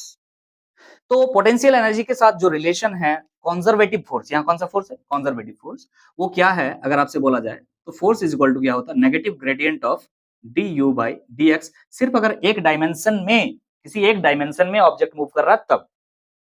अगर तीनों डायमेंशन में करे तो आप ऑलरेडी जानते हैं D you by D X plus D you by D Y plus D you by D Z I J K cap के साथ लिखते हैं। फिलहाल एक डायमेंशन में हम मान लेते हैं अगर है तो ये होता है रिलेशन जो कि हम ऑलरेडी जानते हैं। क्लियर है कि नहीं? और इसका ग्राफ, इसका रेस्पेक्टिव जो ग्राफ है अभी हमने बनाया आपके सामने, और एक बार बना रहे हैं आपके सामने, ध्यान से देखिएगा। एक छोटा सा ग्राफ फिर आपके सामने बनाना चाहते हैं ताकि आप रिलेट कर पाए चीजों को। यहाँ पर हमने u को फंक्शन ऑफ x बताया था और x ये है, x क्या है, डिस्प्लेसमेंट है। तो हम पहले बोल रहे थे कि पोटेंशियल एनर्जी धीरे धीरे घटेगा, एक पॉइंट सर्टेन पॉइंट तक आएगा, फिर इंक्रीज करेगा और फिर डिक्रीज करेगा, फिर सर्टेन पॉइंट तक डिक्रीज करते हुए फिर इंक्रीज करेगा और इस तरह से चलता जाएगा। क्लियर है कि नहीं? इस ग्राफ में हम कुछ सर्टेन पॉइंट्स डिक्लेयर कर रहे हैं ताकि आगे की चीजें जो लिखी हुई है समझा सके। क्लियर है कि नहीं? लेट सपोज ये यहाँ पर एक पॉइंट है जो कि ए है, लेट सपोज यहाँ पर एक पॉइंट है जो कि बी है, लेट सपोज यहाँ पर एक पॉइंट है जो कि सी है, यहाँ पर क्या है, डी है, यहाँ पर क्या है, ई है। आगे चलता जाएगा इस तरह से। ओके ओके ओके, समझिएगा ध्यान से। नेचर ऑफ फोर्स, तो फोर्स क्या है, या तो अट्रैक्शन, या तो रिपल्सन, या तो नहीं है फोर्स। तो हम तीन टाइप के फोर्स आपके सामने हाईलाइट कर रहे हैं, attractive force, repulsive force, zero force. Clear है कि नहीं? या तो फोर्स नहीं है, दैट इज जीरो फोर्स, या तो दो ऑब्जेक्ट्स के बीच में अट्रैक्शन है, दैट इज अट्रैक्टिव फोर्स, ये हो गया, और रिपल्सिव फोर्स, दो ऑब्जेक्ट के बीच में रिपल्सन है, दैट इज रिपल्सिव फोर्स। कब क्या होगा उस पर बात करते हैं वन बाय वन। देखिए ध्यान से, ऑन इंक्रीजिंग एक्स, जब हम एक्स को इंक्रीज कर रहे हैं, अगर उस सिचुएशन में u भी इंक्रीज हो, इफ u इंक्रीजेस, तो change in potential energy with respect to x क्या होगा, पॉजिटिव होगा कि नहीं होगा? क्यों? क्योंकि इफ u इंक्रीजेस मतलब चेंज इन पोटेंशियल एनर्जी जो है वो इंक्रीज कर रहा है, तो इंक्रीज कर रहा मतलब जो भी रिजल्ट आएगा फाइनल माइनस इनिशियल, तो फाइनल क्या हो रहा है, इंक्रीज कर रहा मतलब फाइनल ज्यादा है, इनिशियल कम है। समझ में आ रहा कि नहीं? रिजल्ट क्या आएगा, पॉजिटिव आएगा। और आप ऑलरेडी जानते हैं F इक्वल टू क्या होता है, minus D you by D x. अगर ये पॉजिटिव टर्म आया है, d you by D x क्या है, पॉजिटिव है, इसका मतलब F क्या आ जाएगा बच्चा, यहाँ पहले से माइनस है और ये जो टर्म है ये पॉजिटिव है। समझ में आ रहा? ध्यान से देखो, F equal to negative of d you by D x. D you by D x क्या है, पॉजिटिव है, तो F कितना आएगा, नेगेटिव आएगा ना, नेगेटिव ऑफ समथिंग जो कि पॉजिटिव है। तो यहाँ पे लिख रहा है देन F इज नेगेटिव। बोलिए समझ में आ रहा कि नहीं? F क्यों नेगेटिव, समझ में आ रहा? ये जो टर्म है ये क्या है, पॉजिटिव है। अगर पॉजिटिव के साथ नेगेटिव को मल्टीप्लाई करोगे तो आंसर क्या आएगा, negative. So force becomes negative. समझ में आ रहा है? सो इसीलिए लिखा हुआ F इज नेगेटिव। और जब भी फोर्स नेगेटिव में आंसर आए, सिर्फ यहां नहीं, इलेक्ट्रिकल पोटेंशियल एनर्जी पढ़ेंगे क्लास 12 में जाकर, और अगर फोर्स का वैल्यू किस में आ रहा है, नेगेटिव में आ रहा है, तो ध्यान रखिएगा वो फोर्स कौन सा फोर्स है, अट्रैक्टिव फोर्स है। That is force is attractive in nature. दिमाग में डाल लो, जब भी फोर्स का वैल्यू किस में आ जाए, नेगेटिव। सुनो ध्यान से, मान लीजिए फोर्स का वैल्यू -5 न्यूटन लिखा हुआ है, यहां पर एक ऑब्जेक्ट है, यहां पर एक ऑब्जेक्ट है, इन दोनों के बीच फोर्स है, नहीं बता रहे हैं कि अट्रैक्टिव है कि रिपल्सिव है, बस इतना लिख दिए हैं कि दोनों के बीच फोर्स जो है -5 न्यूटन है। बस इस माइनस को देख के आप ये बता दीजिएगा कि दो ऑब्जेक्ट के बीच में क्या है, अट्रैक्शन है। क्लियर है कि नहीं? और अगर यहां पर सिर्फ 5 न्यूटन लिखा हुआ है तो इसको देख करके आप बता दीजिएगा इन दोनों के बीच में कौन सा फोर्स है, रिपल्सन है, रिपल्सिव फोर्स है। ये बताना चाह रहे हैं आपको पोटेंशियल एनर्जी कितना फर्स्ट क्लास चीज है, इससे आप ये बात को प्रूफ कर पा रहे हैं। ये कई बार हम क्लास में बोलते हैं बट प्रूफ नहीं हो पाता है, बिकॉज वो पोटेंशियल एनर्जी वाला क्लास नहीं होता है ना, वहां सिर्फ हमें फोर्स पढ़ाना रहता है। आगे बात करें, एक एग्जांपल देकर के चीजों को समझाना चाहेंगे, अब ध्यान दीजिएगा। आप अगर इलेक्ट्रोस्टैटिक पोटेंशियल एनर्जी पढ़े हैं तो याद होगा आपको, अगर ये एक न्यूक्लियस है, न्यूक्लियस में क्या होता है, प्रोटॉन्स होते हैं, इधर इलेक्ट्रॉन्स हैं। मान लेते हैं यहां पर एक इलेक्ट्रॉन है और इलेक्ट्रॉन का जो चार्ज होता है, आपको पता है इलेक्ट्रॉन का जो चार्ज है और प्रोटॉन का जो चार्ज है सेम होता है, हाँ कि ना? यस और नो? कितना होता है? नहीं sir 1.6 into 10 to power -19 coulomb, but हम उसका सिंबल ई दे दे रहे हैं, ठीक है? और ई का वैल्यू कितना है ना, 1.6 इंटू 10 टू पावर -19 कूलम, यही चार्ज का वैल्यू है। क्लियर है कि नहीं? तो बोलो न्यूक्लियस में कितना प्रोटॉन होता है? बोले सर जितना एटॉमिक नंबर होता है उतना ही प्रोटॉन होता है। एटॉमिक नंबर को आप जेड से रिप्रेजेंट करते हो, बोलो हाँ कि ना? हाँ कि ना? एक प्रोटॉन का चार्ज अगर ई है, एक प्रोटॉन का चार्ज अगर ई है, तो यहां पर कितने सारे प्रोटॉन्स होंगे? जितना एटॉमिक नंबर होंगे।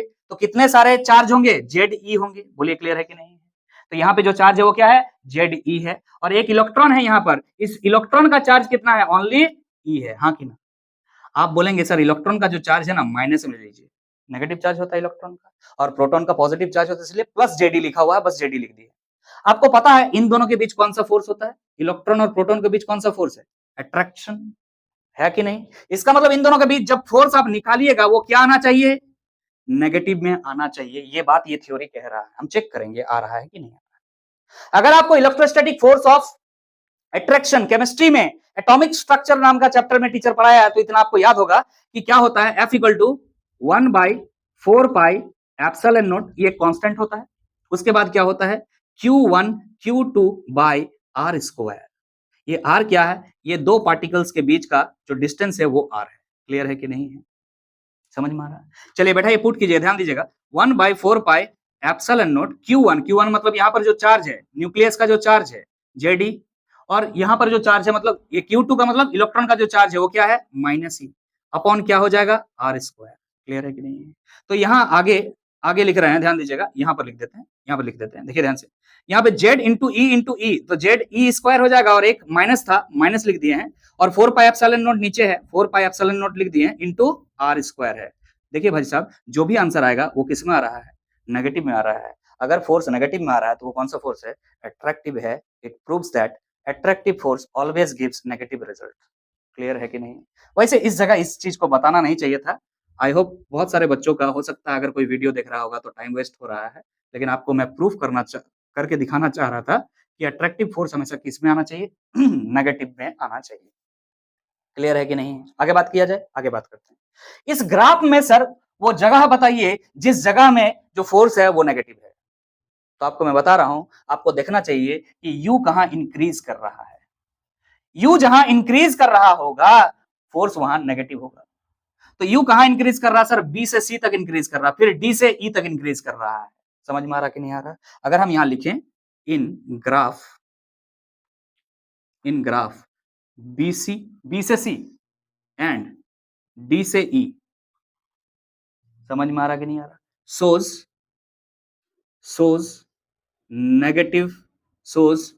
Negative force. बोलो क्लियर है कि नहीं? क्यों भाई? क्योंकि यहां पर यू इंक्रीज कर रहा है ऊपर की तरफ, यू का जो ग्राफ है वो ऊपर की तरफ जा रहा है। समझ में आ रहा कि नहीं आ रहा? चलिए इस पर आते हैं। रिपल्सिव फोर्स जस्ट इसका ऑपोजिट। समझ में आ रहा कि नहीं आ रहा?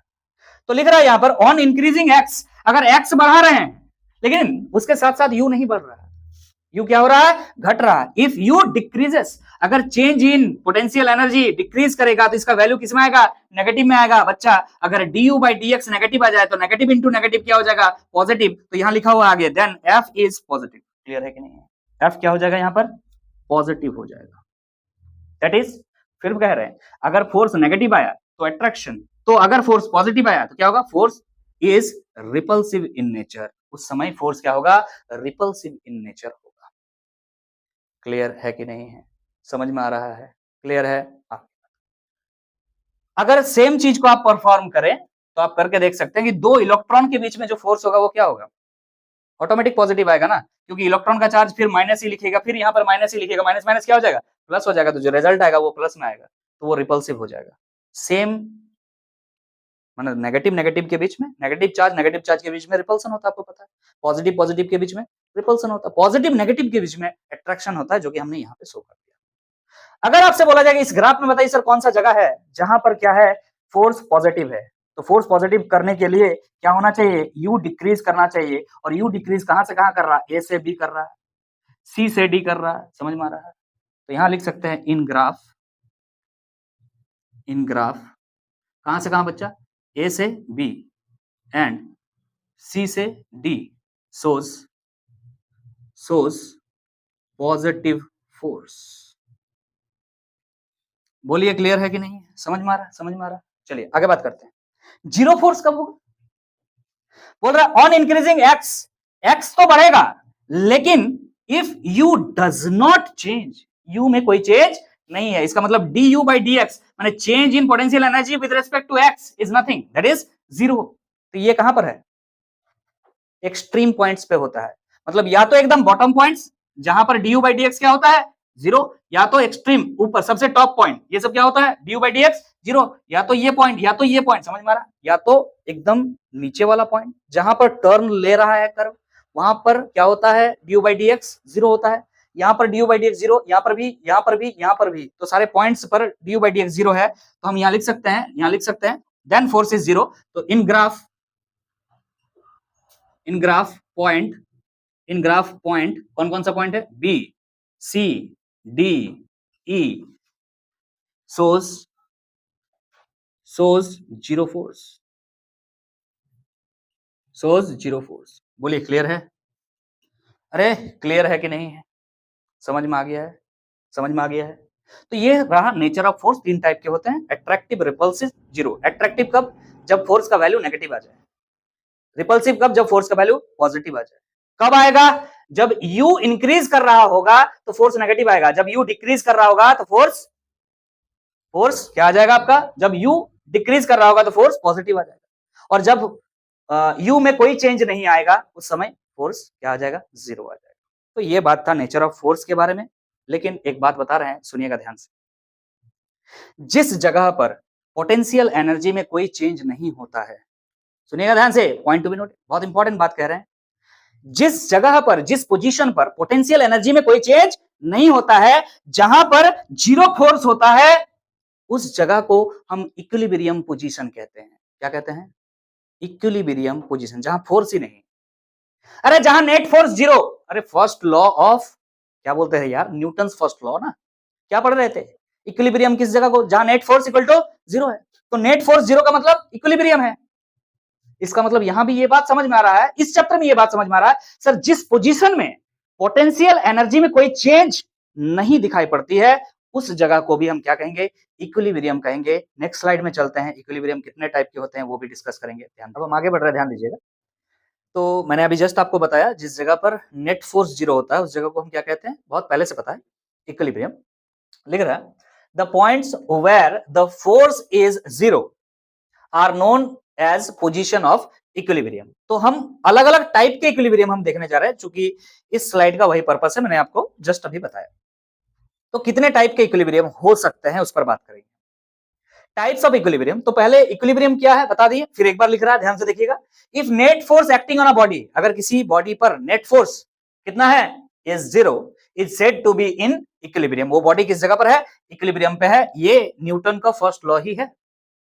और अभी इस चैप्टर के अंदर हमने पढ़ा कि that force is equal to negative gradient of the potential energy. That is negative gradient of potential energy क्या होता है, d you by D x. अगर एक डायरेक्शन का बात करें तो एक्स डायरेक्शन की बात करें तो एफ इक्वल टू क्या होता है, minus D you by D x. तो एफ अगर जीरो है तो D you by D x भी क्या हो जाएगा, जीरो हो जाएगा। तो लिख रहा है, for equilibrium change in potential energy with respect to displacement is equal to also zero, not only force. Force तो जीरो होता है, ये पहले से पता, न्यूटन ने बताया था, और इस चैप्टर में आकर के ये बात हम समझ रहे हैं।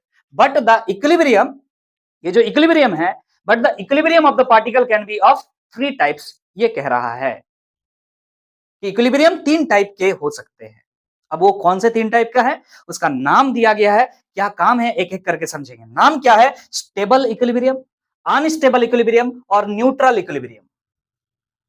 स्टेबल इक्विलिब्रियम क्या है, अनस्टेबल इक्विलिब्रियम क्या है, न्यूट्रल इक्विलिब्रियम क्या है, इन सभी चीजों को हम इक्वेशन वाइज भी समझेंगे। पहले थ्योरी इस चीज का समझ लेते हैं, क्लियर है कि नहीं। हम एग्जाम्पल से कहानी को शुरू करते हैं ताकि आप समझ पाए। मान के चलिए आपके पास एक बाउल है इस तरह का, आपके पास एक बाउल है, क्लियर है? इस तरह से आपने रखा है। A marble is present in this bowl. एक मार्बल है इस जगह पर, दिख रहा? क्लियर है कि नहीं? कोई दिक्कत समझ में आ रहा? चलिए अब इस चीज को समझते हैं, जो लिखा हुआ है आपको समझ में आ जाएगा।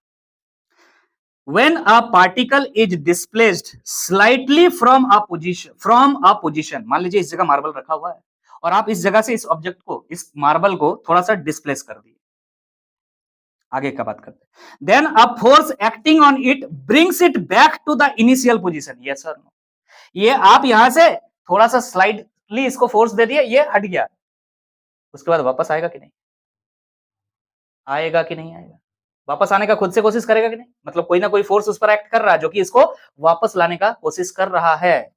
तो ये जो पोजीशन है, जिस जगह पर अभी एग्जैक्टली मार्बल रखा हुआ है, इसको इक्विलिब्रियम पोजीशन कहते हैं। और इस जगह से जब हम किसी ऑब्जेक्ट को डिस्प्लेस कर रहे हैं तो उस पर एक फोर्स लगना स्टार्ट हो जा रहा है। किसको, माने क्या करने के लिए फोर्स लग रहा है? कि वापस अपने इक्विलिब्रियम पोजीशन में आने का कोशिश करना चालू कर रहा है। इस इक्विलिब्रियम को स्टेबल इक्विलिब्रियम कहते हैं। कि when a particle is displaced slightly from a position, then a force acting on it brings it back to the initial position. It is said to be stable equilibrium. जैसे इसको displace करेंगे, ये थोड़ा दूर जाएगा और फिर वापस यहां पर आएगा, थोड़ा सा इधर आएगा, फिर जाएगा, ऐसे करते करते करते अपना इक्विलिब्रियम पोजीशन पर वापस आ जाएगा। इसको हम क्या बोलते हैं? Stable equilibrium. Sir mathematical expressions वगैरह सब देखेंगे हम।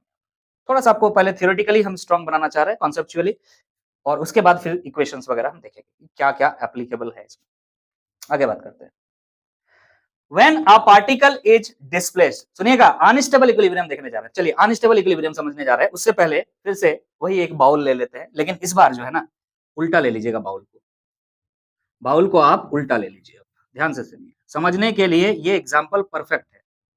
और क्लास 12 में भी यही एग्जाम्पल हम बताते हैं ताकि बच्चा समझ पाए, और वहां पर भी जरूरत है स्टेबल इक्विलिब्रियम, अनस्टेबल इक्विलिब्रियम का। अब बाउल को उल्टा करके हमने लिया है और मार्बल रखा है यहां पर। अब पढ़िए, समझ में आएगा। क्लियर है कि नहीं? लिख रहा when a particle is displaced slightly from a position, इस पोजीशन से हमने थोड़ा सा क्या किया, इसको स्लाइटली डिस्प्लेस करने का कोशिश किया। Then a force acting on it, इस पर एक फोर्स लगना चालू हो जाएगा, tries to displace the particle further away from the equilibrium position. आप चाहते थे इसको थोड़ा सा डिस्प्लेस करना, लेकिन उस पर एक ऐसा फोर्स एक्ट करना शुरू हो गया जो कि इसके इक्विलिब्रियम पोजीशन में कभी वापस ना आए, ऐसा ट्राई करना लगा। आएगा क्या? इसको अगर यहां से थोड़ा सा मार्बल को डिस्प्लेस कर दोगे, अगर थोड़ा सा वो लुढ़क जाएगा तो क्या वो वापस फिर अपना इक्विलिब्रियम पोजीशन पर आ पाएगा? कभी नहीं आएगा। तो ऐसे टाइप के इक्विलिब्रियम को हम क्या कहेंगे? अनस्टेबल इक्विलिब्रियम, जो अपने इक्विलिब्रियम पोजीशन पे आने का ट्राई कभी ना करे। क्लियर है कि नहीं? उसको हम क्या बोलेंगे? Unstable equilibrium, away from the equilibrium position, it is said to be in unstable equilibrium. बोलिए क्लियर है, समझ में आ गया है? चलिए अब क्या है? Neutral equilibrium. तो मतलब ना ये है, ना वापस आने का कोशिश करेगा और ना कभी ना आने का कोशिश करेगा, ये बीच का कहानी है। कैसे? तो एक एग्जांपल हम लेंगे ताकि आप समझ जाए। मान लीजिए आप एक हॉरिजॉन्टल टेबल ले रहे हैं और इस हॉरिजॉन्टल टेबल में आप एक मार्बल को रखे हैं। हॉरिजॉन्टल टेबल में आप एक मार्बल को रखे हैं, जिस जगह पर आप रखे उसको बोल रहे हैं इक्विलिब्रियम पोजीशन है। पढ़िए अब। When a particle is slightly displaced, अब इसको हम थोड़ा सा क्या किए? स्लाइटली इसको डिस्प्लेस कर दिए from a position, then it does not experience any force acting on it and continues to be in equilibrium in the displaced position। मतलब जैसे इसको डिस्प्लेस हम किए, ये लुढ़क के मान लीजिए थोड़ा देर के बाद ये यहां आ गया है और यहां पर आने के बाद भी ये इक्विलिब्रियम में ही है, लेकिन कहां पर? डिस्प्लेस्ड पोजीशन में। मतलब पहले इक्विलिब्रियम पोजीशन ये था और अब इक्विलिब्रियम पोजीशन ये है। पोजीशन बदल चुका है, लेकिन अब भी ये क्या है? इक्विलिब्रियम में ही है। इसको हम क्या कह रहे हैं? Neutral equilibrium. क्योंकि ये ना वापस आया और ना इससे हमने जितना फोर्स लगाया था उतना ही डिस्प्लेस हुआ, एक्स्ट्रा डिस्प्लेस होने की कोशिश नहीं किया। मतलब यहां पर एक्स्ट्रा डिस्प्लेस होने की कोशिश कर रहा है और ये हमने जो डिस्प्लेस किया था उसको वापस रिगेन करने का कोशिश कर रहा है। यहाँ पे रिगेन करने का कोशिश नहीं कर रहा है, यहाँ रिगेन करने का कोशिश कर रहा है। यहाँ पर दोनों में से कोई नहीं है। मतलब ना ये फर्दर ज्यादा दूर जाने का कोशिश कर रहा है और ना ये वापस आने का कोशिश कर रहा। आपने जितना दूर इसको भेजना चाहा उतना दूर भेजा और वहां जाकर के फिर से वो इक्विलिब्रियम पे आ गया। फिर से पढ़ रहे हैं, when a particle is slightly displaced from a position then it does not experience any force acting on it and continues to be in equilibrium in the displaced position. जिस जगह पे डिस्प्लेस हुआ उस जगह पर भी जाकर के ये क्या इक्विलिब्रियम में आ जाता है, उसे हम क्या कहते हैं, it is said to be neutral equilibrium. तो कॉन्सेप्चुअली हमने ये बात समझाने की कोशिश किया। अब आगे जो है हम एक काम करते हैं, इसका मैथमेटिकल एक्सप्रेशंस वगैरह जो कि आगे क्लास 12 में भी यूज होगा उसके बारे में बात करेंगे। क्या एग्जांपल आपको समझ में आ गया है ना? ध्यान रखिएगा, इसे लिख लीजिएगा, सब में लिख लीजिएगा, हम नहीं लिख रहे हैं। ये क्या है आपका मार्बल है और ये क्या है आपका बाउल है, सब में लिख लीजिएगा। और यहां पर बस चेंज हो जाएगा, ये क्या है टेबल है, हॉरिजॉन्टल टेबल है और ये मार्बल है। यहां पर ये बनाने का जरूरत नहीं है, आपको समझ में आ रहा होगा। समझ में आ रहा कि नहीं आ रहा? क्लियर है? चलिए नेक्स्ट स्लाइड में चलेंगे। अब यही टाइप के जो इक्विलिब्रियम है इसको और एलाबोरेट करके समझने का कोशिश करेंगे। अब हम आगे बढ़ रहे हैं, उसी टेबल को आगे बढ़ाते हुए आपको अलग से कोई और ने बढ़ाने की जरूरत नहीं है। इस टेबल के नीचे लिखते चलिएगा आप, अनस्टेबल के नीचे और न्यूट्रल के नीचे। तो स्टेबल के बारे में ये बात समझ चुके हैं कि जब कोई ऑब्जेक्ट अपने इक्विलिब्रियम पोजीशन पर है, उसको स्लाइटली हमने डिस्प्लेस किया, अगर वो वापस अपने इक्विलिब्रियम पोजीशन को रिगेन करने का कोशिश करेगा तो इसका मतलब वो क्या है ना, स्टेबल इक्विलिब्रियम में है। ये बात हम ऑलरेडी समझ चुके हैं। चाहे कोई भी इक्विलिब्रियम क्यों ना हो, उसके लिए हमने ये बात तो पढ़ लिया है कि D you by D x क्या होगा। यहां पर D you by D x क्या होगा और यहां पर भी D you by D x क्या होगा। ये छोटा यू नहीं भाई, पोटेंशियल एनर्जी है कैपिटल। जरा बताइएगा, हमने अभी आपको बताया कि एक बार u ऐसा हो रहा होगा जब x बढ़ा रहे हैं u बढ़ रहा है। याद करो वो सिचुएशन कि जब x बढ़ रहा है और u भी बढ़ रहा है तो du बाई डी एक्स क्या होता था, पॉजिटिव। यस और नो? और ये वो कंडीशन है जहां पर du बाई डी एक्स क्या हो जाए, पॉजिटिव हो जाए कि नेगेटिव हो जाए। अरे du बाई डी एक्स कोई चेंज ना हो उसी को तो इक्विलिब्रियम कहते हैं। यस सर, मतलब du बाई डी एक्स तो जीरो होना ही है सर। समझा कि नहीं समझा? तो हम कह रहे हैं ये जो f इक्वल टू आप पढ़े थे minus D by D x और ये डी बाई डी एक्स क्या हो जाए, जीरो हो जाए। तो चाहे कोई भी इक्विलिब्रियम हो, f का वैल्यू तो जीरो आना चाहिए। f का वैल्यू तो क्या आना चाहिए, जीरो आना चाहिए। f का वैल्यू तो क्या आना चाहिए, जीरो आना चाहिए। इसमें कोई डाउट नहीं है। क्लियर है कि नहीं? ये du का मतलब पोटेंशियल एनर्जी नहीं है, du का मतलब है चेंज इन पोटेंशियल एनर्जी। और यहां पर भी चेंज इन पोटेंशियल एनर्जी, वहां पर भी चेंज इन पोटेंशियल एनर्जी। इस बात पर ध्यान रखिएगा, पोटेंशियल एनर्जी और चेंज इन पोटेंशियल एनर्जी में डिफरेंस है। क्लियर है कि नहीं है? चलिए, पोटेंशियल एनर्जी जो है इसमें मिनिमम होता है। नेक्स्ट पॉइंट करके लिखिएगा, पोटेंशियल एनर्जी इज मिनिमम। इसमें मिनिमम पोटेंशियल एनर्जी होता है। मिनिमम का मतलब क्या है, ग्राफ बनाए थे यहां पर, थोड़ा साइड में दिखा रहे हैं, ध्यान से देखिएगा। ये पोजीशन था और potential energy with respect to position हमने इधर बनाया था इस तरह से, ये घट रहा था फिर बढ़ रहा था फिर घट रहा था फिर बढ़ रहा था फिर घट रहा था, ऐसा बनाया। कह रहा है स्टेबल इक्विलिब्रियम कब होगा, जब पोटेंशियल एनर्जी मिनिमम होगा। और मिनिमम कहां पर दिख रहा है सर, यहां पर। सर यहां पर समझ में आ रहा कि नहीं आ रहा, जो बिलो पॉइंट्स है। और ये जो बिलो पॉइंट्स है उसी जगह D you by D x क्या होता है, जीरो होता है। यहां पर भी जीरो है, यहां पर भी जीरो है, ऑब्वियसली यहां पर भी जीरो है, ऑब्वियसली यहां पर भी जीरो है। लेकिन ये जो दो पॉइंट आपको दिख रहा है ये मिनिमम पॉइंट्स तो नहीं है। समझ में आ रहा कि नहीं आ रहा? तो ये जो दो बिलो पॉइंट्स है, मिनिमम पॉइंट्स है, वहां पर पोटेंशियल एनर्जी क्या होगा, मिनिमम होगा। वहां पर पोटेंशियल एनर्जी जहां मिनिमम होगा उसी जगह को हम क्या कह रहे हैं, स्टेबल इक्विलिब्रियम कह रहे हैं। मतलब ये दो पॉइंट, जो भी पॉइंट का नाम था हमें एग्जैक्टली याद नहीं आ रहा, देख लीजिएगा, A B C D E, मतलब बी पॉइंट और डी पॉइंट क्या शो कर रहा है, स्टेबल इक्विलिब्रियम को शो कर रहा है। क्लियर है कि नहीं? अच्छा, यहां पर क्या कहेंगे, अनस्टेबल में क्या होता है ना, पोटेंशियल एनर्जी जो है मैक्सिमम हो जाता है, is maximum. Potential energy is maximum. मतलब कौन सा पॉइंट दिखा रहा है, सी और ई, ये दो पॉइंट दिखा रहा है किसको, अनस्टेबल इक्विलिब्रियम को।